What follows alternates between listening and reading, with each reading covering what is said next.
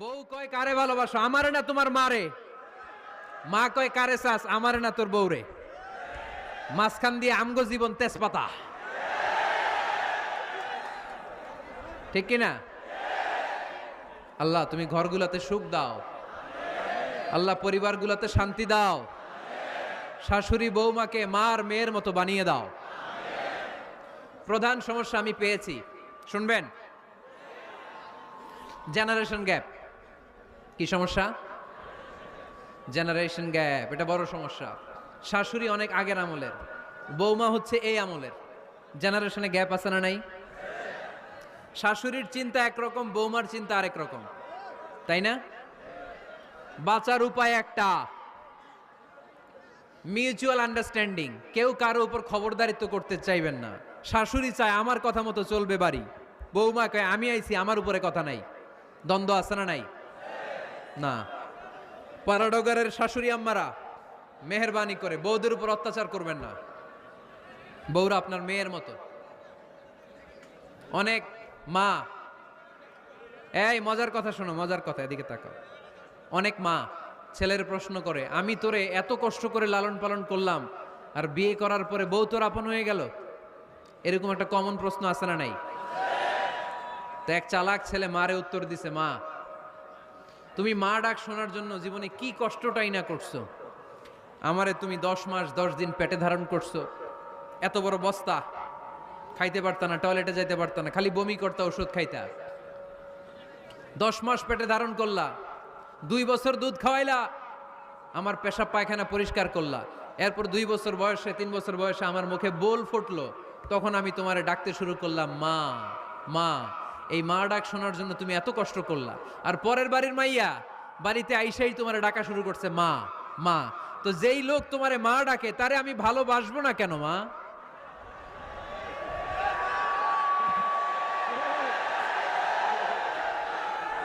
ঠিক কিনা?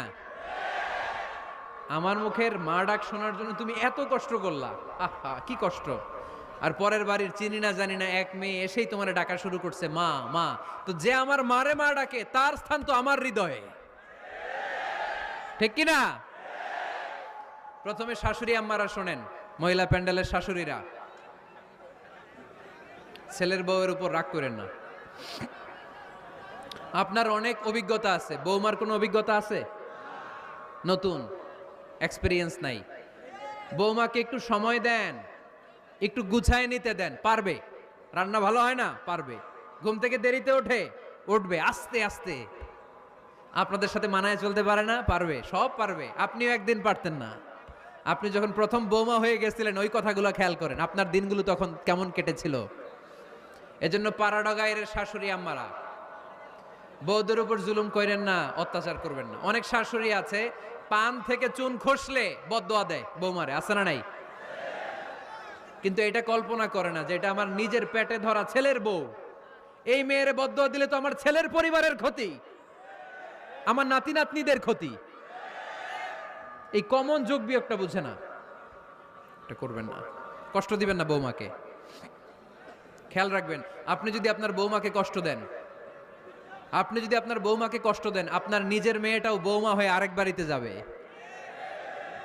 সেও সেই একই কষ্টগুলো পাবে। এগুলো যখন আপনারে শোনাবে তখন আপনি শান্তিতে থাকতে পারবেন না। চিল্লায় বলেন ঠিক কিনা? পারবেন না আপনি শান্তিতে থাকতে। নিজের মেয়ে সকাল 11টায় ওঠে, ওইটার দোষ নাই, বৌমা কেন উঠলো না, ঝামেলা আছে না নাই? এটা করবেন না। এবার বৌমারা, এই যুগের মেয়েরা, পাড়াডগারের বৌমারা যারা আছেন, বউ, আহা খবরদার শাশুড়ির সাথে বেয়াদবি করেন না, বেয়াদবি করবেন না। শাশুড়ি আপনার মায়ের মতো। কিসের মতো? আপনি আপনার বাড়ি ছেড়ে নতুন বাড়িতে আসছেন, এটাই আপনার বাড়ি। বৌমারা খেয়াল করে শোনেন, আপনার মা ছেড়ে আপনি আসছেন, এই মহিলাই আপনার মা। বাবা ছেড়ে দিয়ে আসছেন, এই শ্বশুরই আপনার বাবা। আজকে আপনার শাশুড়ির সাথে আপনি যা যা করবেন, আপনার শেষ বয়সে আপনার নিজের ছেলেটারে যখন বিয়ে দিবেন, আপনার ছেলের বৌমাও আপনার সাথে তা তাই করবে। টিট ফর ট্যাট, ইট্টি মারলে পাটকেলটি খেতে হয়, ঠিক কিনা? আজকে আপনার শাশুড়ি আম্মার সাথে যে আচরণ করবেন, আপনি যখন বয়স্কা হবেন আপনার ছেলের বউ এসে আপনার সাথে ওই আচরণই করবে। জমা থাকবে ওইটা, কারণ প্রকৃতির একটা মাইর আছে, ওইটা আসল মাইর। The nature has its own return. প্রকৃতির খেলা বড় খেলা। একদিন আপনার বৌমা এটা আপনারে ফেরত দিবে সুদে আসলে, ঠিক কিনা? এজন্য খবরদার, খবরদার। শাশুড়ির দোয়া নেন, পাশে আম্মা নাই, এটা আপনার আম্মা। বৌমারা কি করে আপনারা শাশুড়িদের মন জয় করবেন, আমি খুব সহজে আপনাদেরকে শিখাই দিচ্ছি। আপনারা খেয়াল করে শুনেন। শাশুড়িরা আসলে বেশি কিছু চায় না।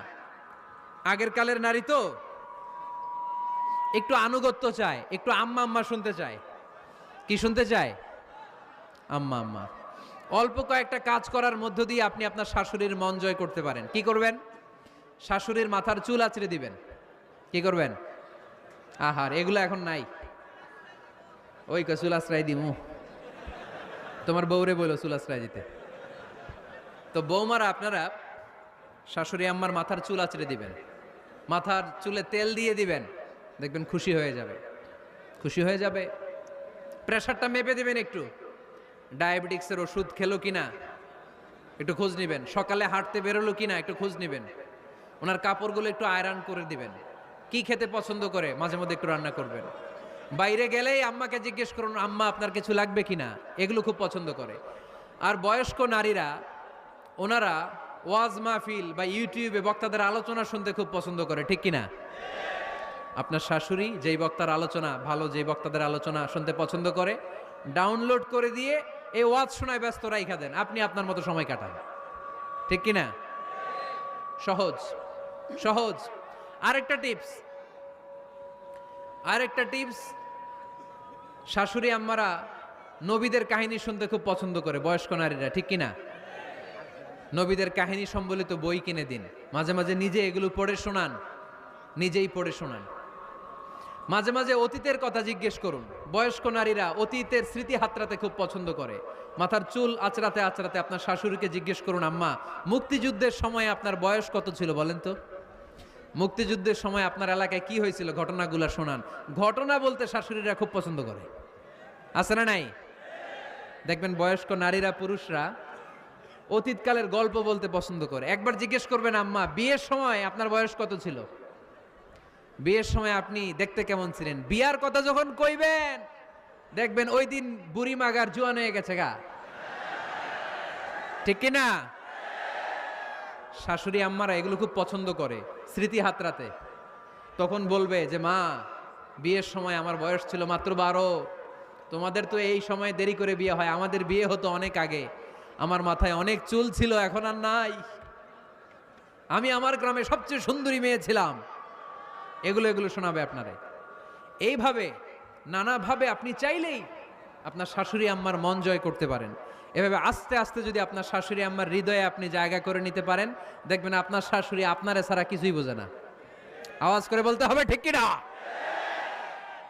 তাহলে 9 নাম্বার যে টিপসটা বললাম, সবাই সবাইকে রেসপেক্ট করব, কেউ কারো দোষ খুঁজবো না। শাশুড়ি বৌমাকে নিজের মেয়ের মতো ভাববো, বৌমারা শাশুড়িকে নিজের মায়ের মতো ভাববে, ঠিক কিনা? সর্বশেষ কথা, 10 নাম্বার পয়েন্ট, পরিবারের সবাই সবার জন্য দোয়া করব। রাজি আছেন তো? সবাই সবার জন্য দোয়া করতে রাজি আছেন? রব্বুল আলামিন শিখায় দিলেন কি দোয়া করবেন। রব্বানা হাব লানা মিন আজওয়াজিনা ওয়া যুররিয়াতিনা কুররাতা আ'য়ুন ওয়াজআলনা লিল মুত্তাকিনা ইমামা। রব্বুল আলামিন এমন নেককার সন্তান স্ত্রী আমাদেরকে দান করেন যাদের দিকে তাকালে আমাদের চোখগুলো ঠান্ডা হয়ে যায়। বাবা ছেলের জন্য দোয়া, ছেলে বাবার জন্য দোয়া, স্ত্রী স্বামীর জন্য দোয়া, স্বামী স্ত্রীর জন্য দোয়া। আমরা সবাই সবার জন্য দোয়া করব। রাজি আছেন তো? আমাদের ফ্যামিলিগুলো সুখী সমৃদ্ধ হোক, আমরা চাই কি চাই না? এই যে 10টা টিপস আপনাদের সাথে শেয়ার করলাম, এগুলো ফ্যামিলিতে অ্যাপ্লাই করতে পারবেন? পারবেন? কারা কারা অ্যাপ্লাই করার চেষ্টা করবেন হাত তুলে আল্লাহর দেখান। লিল্লাহে তাকবীর, লিল্লাহে তাকবীর, লিল্লাহে তাকবীর। হাত নামান। আল্লাহ আমাদের সবাইকে কথাগুলো বোঝার ও আমল করার তৌফিক দান করুক।